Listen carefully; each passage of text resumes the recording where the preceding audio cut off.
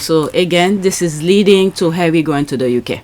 Alright, so there's that here. You swear Charles has one son. The same media and trolls that praised him when he took away his security, evicted his family from Fragmore, are now saying he has to leave everything to be with him. Yep, Charles leaked that he didn't want to see his grandchildren during the Jubilee. Yeah, I remember all of that. Charles put the entire Sussex family in danger because he was determined to protect Murdoch media. There's the thing. The video that I'm editing right now, I say a lot about this. Okay? Even though he knew the threat to the Sussexes, I have to control myself. I'm telling you. Right? I can't stand the hypocrisy of that family and some Brits. They are treating Prince Harry like the spare to cover for Prince William as usual. There's that, 100%. Alright. Whatever's there, and oh, there's more things here. Okay, so let's go to them. And the coronation. Archie and Lilibet reportedly haven't been invited to King Charles' coronation yet. There's that here. Oh my God, leading to that coronation, the nonsense that they were putting out? I don't know. Thanks for reminding me. Charles is horrible. You know what disgusted me to the core is when he leaks these things about his grandchildren and thinking it'll look good on him. I don't know what he's thinking. He's doing exactly what he did to Diana. Yep, get his people to do the nonsense for him. Like he said, I have friends, so many good friends that are wonderful. I remember that. The most damaging charge that is made in relation to your marriage is that you were, because of your relationship with Camilla Parker Bowles, from the beginning, persistently unfaithful to your wife and thus caused the breakdown. What is your response to that persistent criticism? That's the persistent criticism, is it? Well, and the trouble is, you see, that these things, again, as I was saying earlier, are so personal. It's difficult to know quite how to, to talk about these things in front of everybody. And obviously, I don't think many people would want to. But I mean, all I can say is that there's been so much speculation, feeding on every other kind of speculation that it all becomes bigger and bigger. I mean, all I can say is that I mean, there is no truth in so much of this speculation. And Mrs. Parker Bowles is a great friend of mine. I have a large number of friends. I'm terribly lucky to have so many friends who I think are wonderful and make the whole difference to my life, which would become intolerable otherwise. I have the clip. Yeah, when he was trying to lie about Camilla and all of that. Okay, careful what you plan for others. Alright, so let's see here. King Charles justified the government preventing his son from having security by arguing that a successful attack on Prince Harry will not significantly disturb the British public. My God, for a father to say something like that. Sir James said it was simply incorrect to suggest that there was no evidence that the issue of impact was considered, adding that the death of Diana, Princess of Wales, Harry's mother, was raised as part of the decision. He added, Warwick gave greater weight to the impact on state function being lessened as a result of the change over likely significant public upset were successful attack on Harry to take place. Mr. Justice Lane will give his judgment over the case at a later date. Then they removed that. That was a case that Harry pulled. Okay, I don't know what went with that.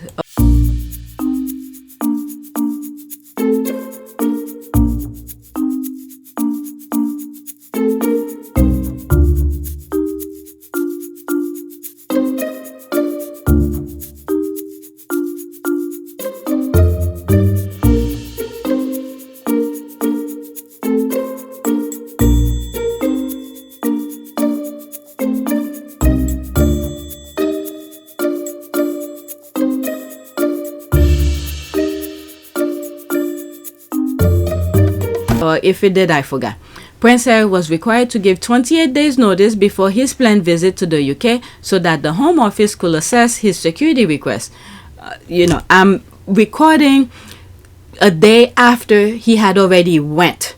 And these tweets that I'm sharing right now are tweets before he went. So I already know he went to the UK, and there were escort, there were protection for him.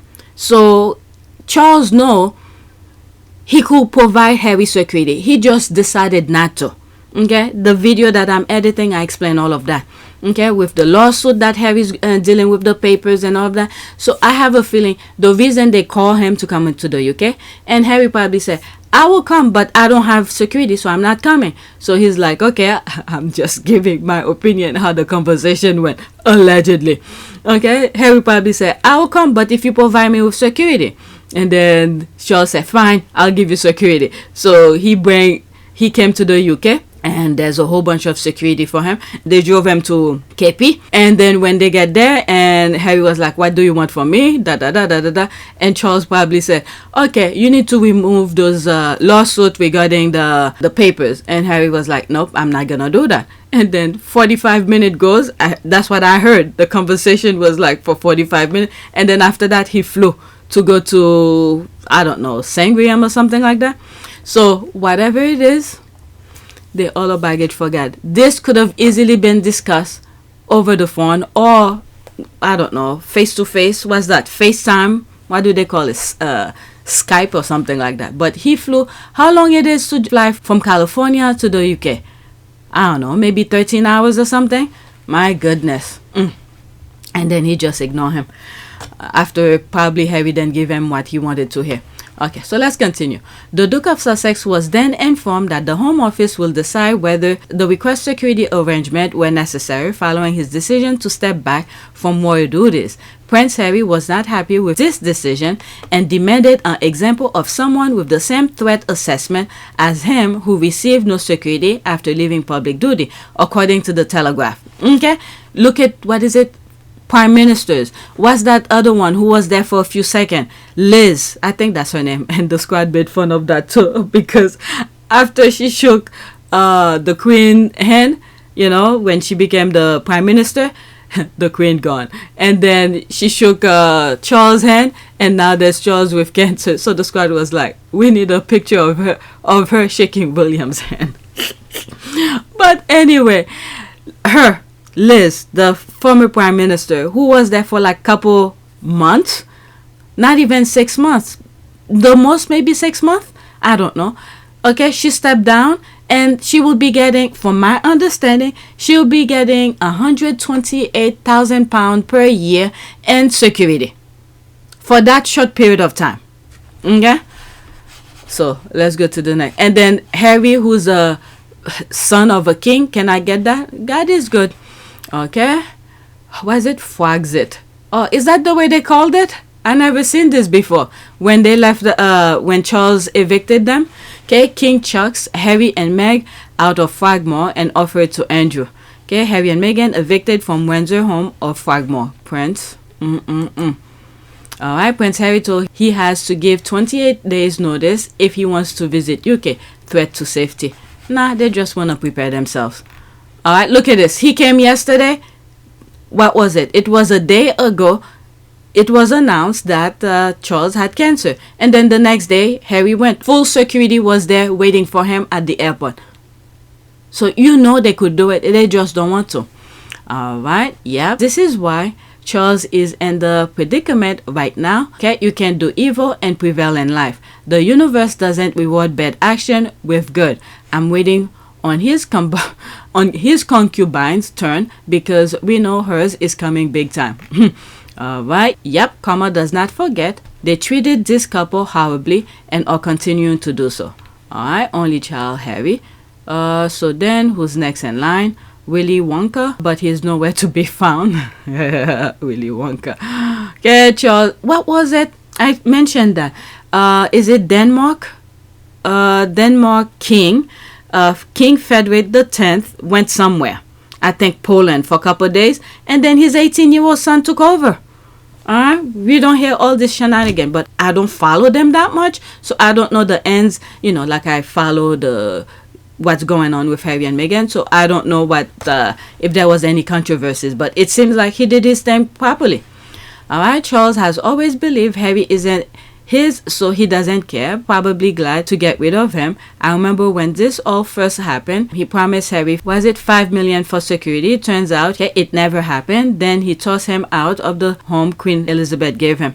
Well, since he was born, when was it Princess Diana said, when he found out that Harry was a boy, he was disappointed. And then after, when he always want the cheers and the applause, and go pick Princess Diana and Harry at the hospital, and then once he get home, he went to play polo. He's a baggage for God. Okay, after this, that said, I know Harry is Charles' son, and he knows that too, because he told Harry those were just rumors. Harry was born in 1984, and Hewitt had an affair with Diana in 1986, 2 years after Harry was born. What disgusts me is that he never cared to make those rumors stop by issuing a statement. Yeah, that too. And not only that, you have a young woman. What is it? Princess Diana was very young. She was an absolute stunner, an absolute gorgeous woman. At what age did she pass? 36 or something? You have a young woman at her prime. It was amazing when they first did that photo shoot. We first got to sort of meet Diana, this woman who was going to one day be our queen, we all thought. And you have this old guy. And then you look at him, you think, whoa, she's marrying her granddad. And she came across very well, and he came across as this bizarre, stuck-up, sort of 17th century figure. Who already had someone who he wants to play with in bed, and then you leave that young woman by herself. I mean, I'm sorry. I understand when you do things private, it's private. It's fine.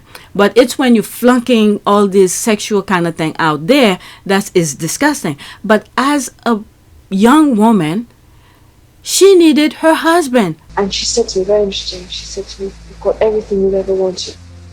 All the men in the world fall in love with you. You've got 2 beautiful children, what more do you want? And I didn't believe what she said anyway. So I said, I want my husband. People need to be touched and feel and make love to their husband, but Charles was not giving that to her. There's virtually no sexual relations between Charles and you. Well, there was, So, but it was odd. Very odd, but it was there. And then it fizzled out about 7 years ago, 6 years ago. 7 was Harry, 8. how do you know it was odd? Instinct told me. It's just so odd. I don't know. There was no requirement for it from his case. Sort of once every 3 weeks I go about it, and I kept thinking. And then I followed a pattern. He used to see his lady once every 3 weeks before we got married. And she tried. Princess Diana fought for her husband. She went to the Queen. By 1985, Diana told Sutherland she had had enough. So I went to the top lady. The top lady, otherwise known as Her Majesty. It was a bold move. According to Morton, Diana was in awe of her mother-in-law and terrified of her as well. But if Diana had hoped to get support from the Queen, she was sorely disappointed.